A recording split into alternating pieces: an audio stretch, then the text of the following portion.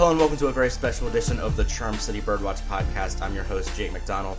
Check us out on charmcitybirdwatch.com and also our various social media platforms on Twitter at CharmCityBW, Instagram at CharmCityBirdwatch, and Facebook on facebook.com/CharmCityBirdwatch. And again, you can find me on Twitter at JMcDonnell95. And once again, you're listening to this podcast through either iTunes or SoundCloud. Be sure to subscribe to us on any of those platforms and leave us a review on iTunes so that you can get all of these podcasts that we do over the summer and beyond. So today is kind of a special edition of the Charm City Birdwatch podcast, a little bit of a different type deal, whereas this podcast is being done for a class assignment as part of my feature writing class. This is the last project of the semester that we are doing. We've done a couple projects with articles this semester, and this is the last assignment in podcast form. What's being done is basically the class is being divided in about 4 groups.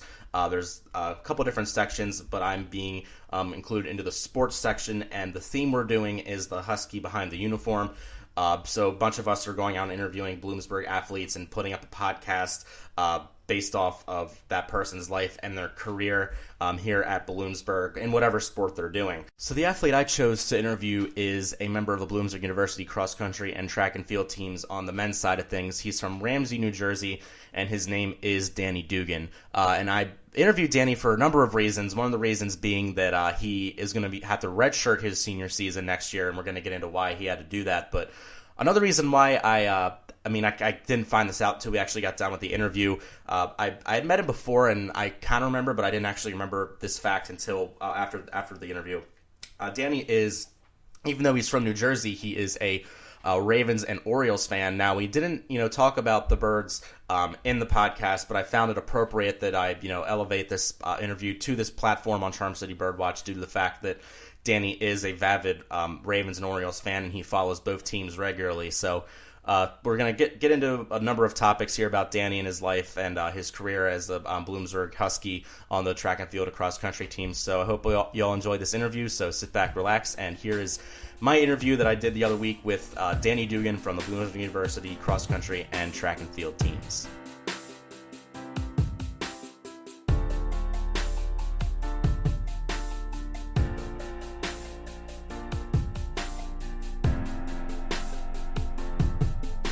So the first topic I hit up with Danny is how his senior season's going running on the track and field team.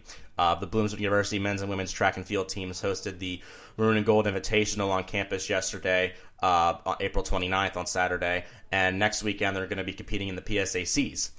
So before we got into anything nitty-gritty, here is what Danny had to say about how his season's going so far on the track and field team. Yeah, the season, it started off pretty rocky for me. I was struggling. Mm-hmm. I was really, really tired. I had done a lot of high volume training weeks, and I felt really run down. I made some adjustments over the past couple weeks, and I PR'd in the last 3 races I ran. Hit the conference qualifier, so I feel like I'm starting to peak at the right time. It's just going to come down finishing strong. I haven't been able to finish seasons as strong as I want to, so I think I'm in a better spot than I was in indoor, for example, when I started off really well but struggled towards the end. So I'm excited to finish. I'm really excited for PSACs here. So I'm looking forward to it. So after we talked about Danny's current season on the track and field team, I wanted to get his insight about what it's like preparing for a track meet or a cross-country race. Distance runners are very particular in their diet and their preparations leading up to the race. There's often certain things they do each day with a count leading up to competing. So here's Danny's intake on what he does to prepare himself for each and every race, his routines, and everything surrounding preparation for a track and field meet or a cross-country race. Yeah, so we can advance. So I'm racing on Friday. So on Monday, I'll probably do a little quick tune-up workout just to get the legs kind of just moving. The day after, I'll do a shakeout run. So that'll be on Tuesday. Really easy on grass. And just from that Wednesday, I'll probably just take off. And I also sleep a lot at the week of a meet. And it's hard to do that with school, especially with finals coming up. Yeah. But I like to try to get 9 or 10 hours of sleep every night leading up to a race. And then Thursday, do a really short, easy run, and then do some hard strides on the track just to sharpen up your legs. and then Friday, the morning of, some people like to do a shakeout in the morning. I'm a little different. I just kind of like to sleep and relax, and just when it's time to warm up, it's time to warm up, and my body will be awake by that point. So that's how a lot of people do it differently, but yeah, everyone kind of does the same thing on the team. Do you have like a really strict diet you follow in season? Yeah, so I don't count calories. It's a lot of work. Yeah. The only thing I try to do is have for every gram of carbohydrate, I try to have 2 grams of protein. And it's the same. So I have like a 1, and 2 for fats to 1 gram of fat, 1 gram of carb to 2 grams of protein. Just because I get enough energy from coffee and adrenaline with running. And I never try to drink soda. And drinking your calories can kind of, it's not something you think about as a runner, but right now I'm drinking a Gatorade because it's really hot out, but it's not something you want to, Gatorade, for example, is a little too sugary, and if you drink 4 bottles every day, it's not really the best thing for you. A lot of people I would say on the team have a lot stricter diets than I do. Okay. But I just try to eat what I think is healthy. I've never tried to count calories or anything, and I feel like I've maintained a pretty healthy weight throughout running.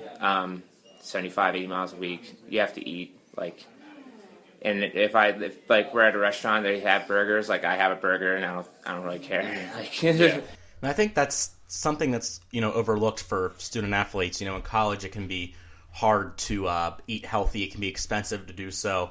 But it's clear that Danny, certainly does have a very specific diet preparation as well as physical preparation, but there's also times where he rewards himself, as he mentioned about the burger there. So one of the questions that I asked him next was what it's like comparing the two sports, cross country and track and field. Although, he competes on both teams as a member, both sports are very different, with cross country being much more of a distance event, and then track and field being, certain events all throughout the day, whereas cross country is just one particular race.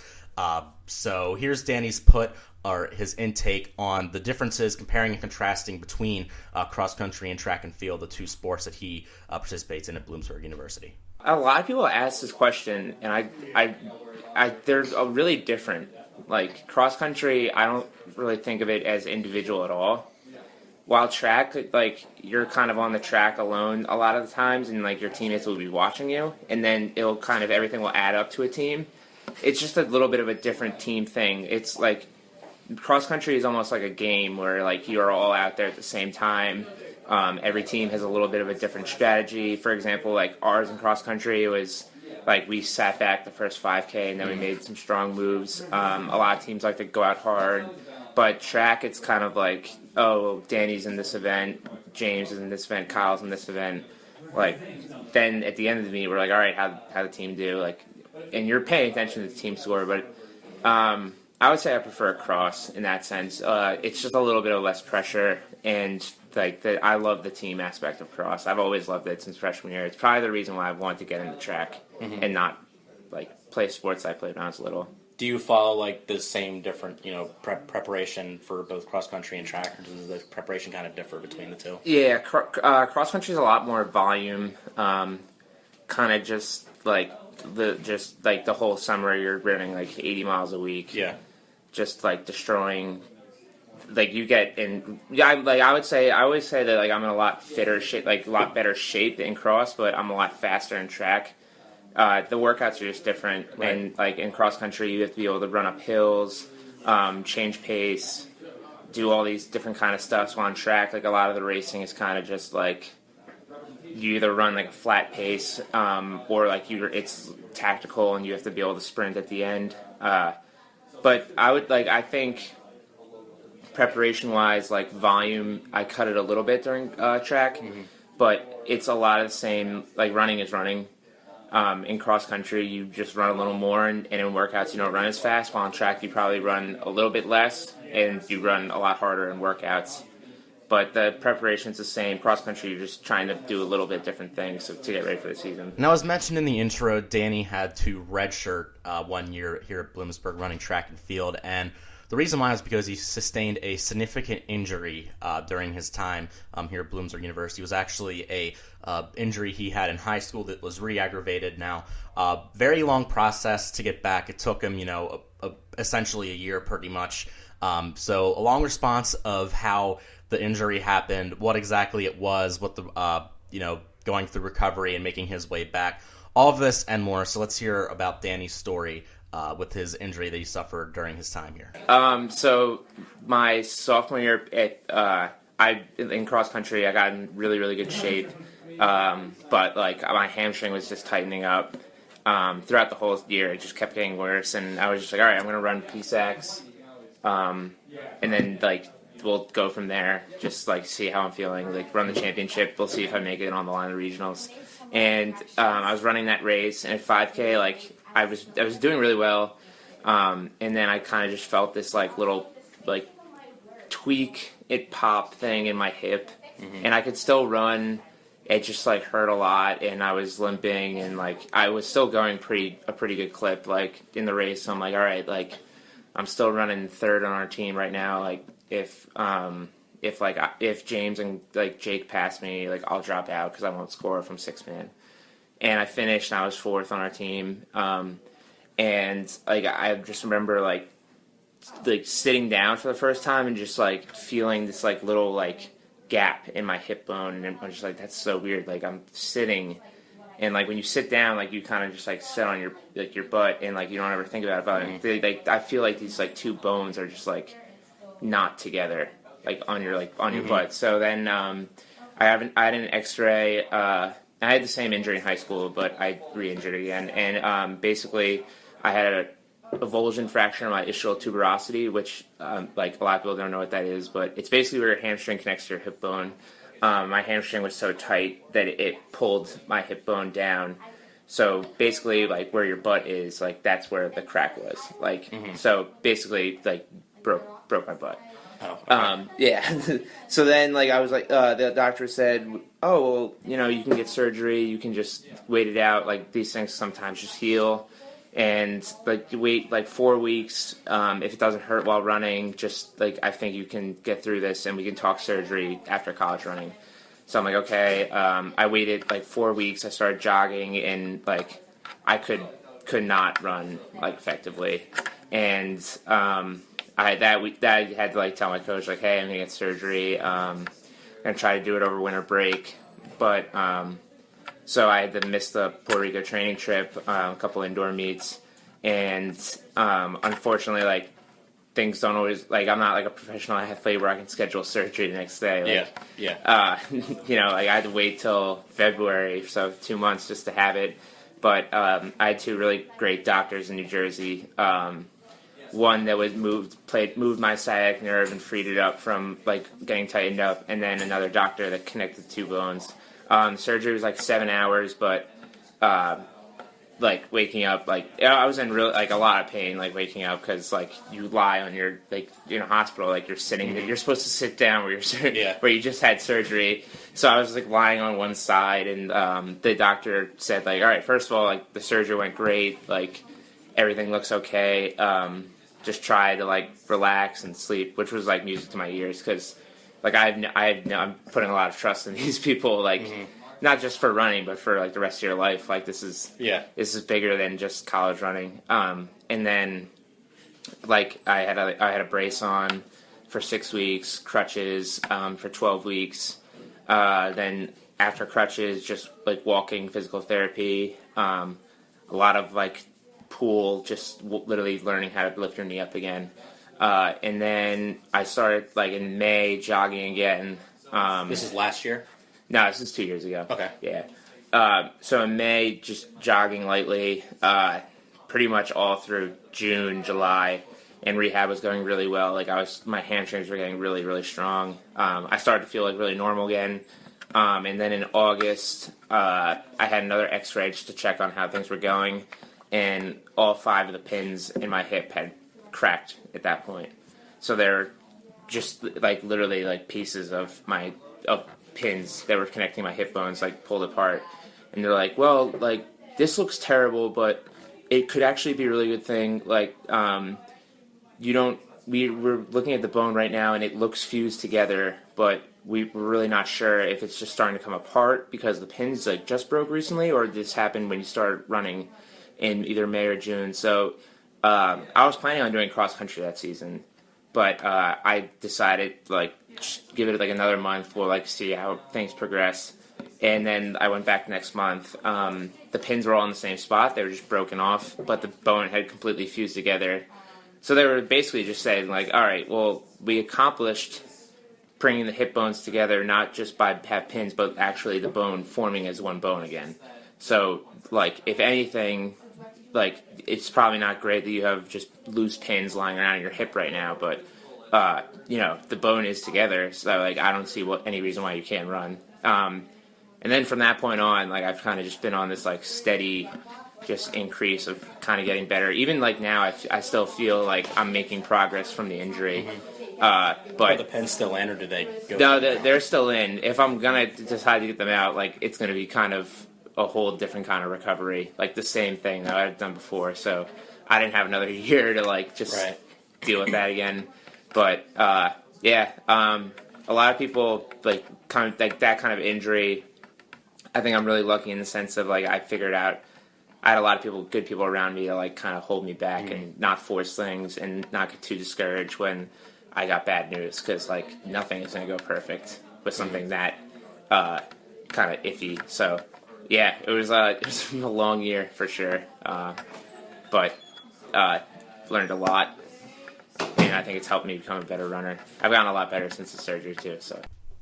Now, with all of the things Danny went through, both in his surgery and his recovery, the experience really, helped him grow as an athlete, grow as a person, and kind of be a leader for other, younger people on the team, younger teammates that might be going through an injury, maybe not something as significant that could require surgery, but still, it helped him become a leader and a mentor for people that are going through tough times in their athletic careers.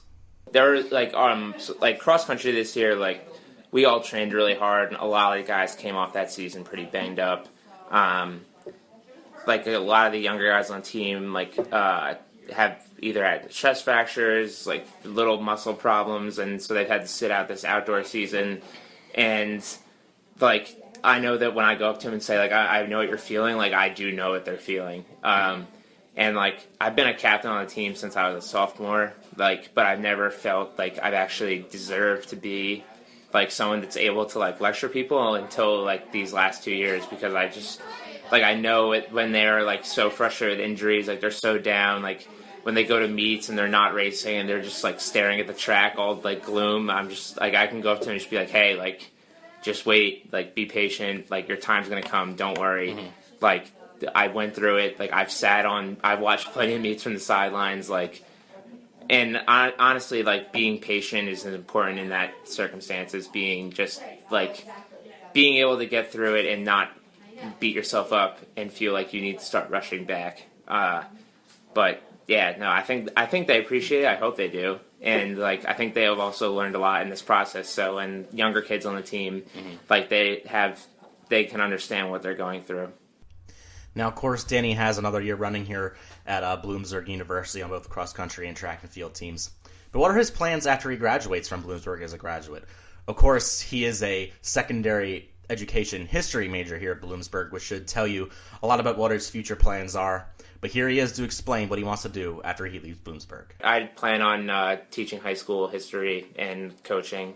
I am really excited to coach. I feel like I've learned a lot the past 8 years, and I am really excited for that kind of next chapter, which is why like I don't really know if I'm going to run, because like I do want to coach, and I think I'll be a better coach and a runner. So Danny's collegiate career has certainly had its ups and downs in the athletic department, but he is certainly on the upside of things right now, being able to overcome his injury and being one of the top runners on the men's track and field team right now here at Bloomsburg. And he is certainly an inspiration for student athletes all around the world and regular everyday people like you and me in general for what he's been able to go through and come back and have such a strong comeback and serve as a mentor and a leader for younger athletes on the Bloomsburg University track and field and cross country teams. I want want to thank Danny again for joining me the other day to sit down for this interview, and I want to thank you again for tuning into this very special edition of the Charm City Birdwatch podcast. Once again, I'm Jake McDonnell on Twitter. I am Jake McDonnell95, and you can find us all over the internet on iTunes and SoundCloud as you're listening to right now. Be sure to leave us a review and follow us on social media on Twitter at CharmCityBW, Facebook.com/CharmCityBirdwatch, and on Instagram as CharmCityBirdwatch. Thanks again for joining me on this special edition of the podcast. And for everything Ravens news, Orioles news, all Baltimore sports, be sure to visit CharmCityBirdwatch.com.